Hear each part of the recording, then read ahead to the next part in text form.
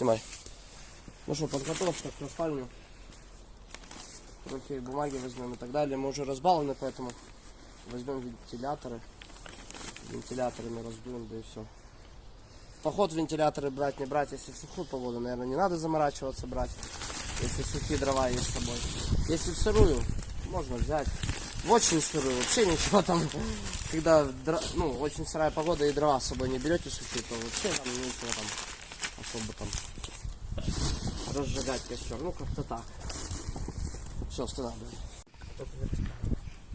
Разрубливаем такие на помельче. Покажи, Поликарп, как он складывает. И все, я останавливаю.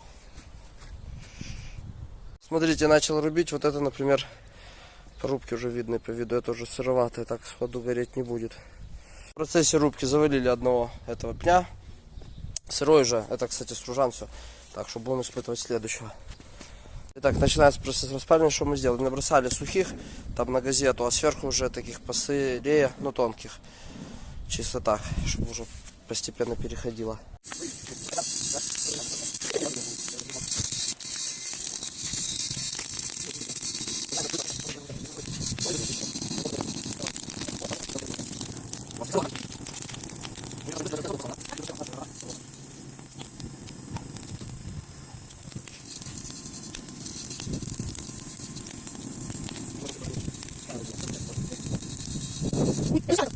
Вот по ветру стало вообще шикарно. Короче, что происходит? Значит, нижние дрова, которые сухие были, они уже прогорают. В общем, вентиляторы убрать, как бы там жара, жар будет тухнуть. А сверху они сырые. Вот, использую вентилятор. Получается. Всеми углями пытаемся захватить вот эти, чтобы все погорели. Тут Поликарп наносил тут сырых. Вот. Если без вентиляторов, будут идти своим ходом, как бы, но не надо сажать.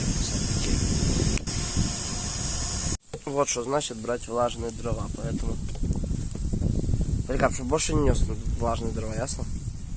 Угу.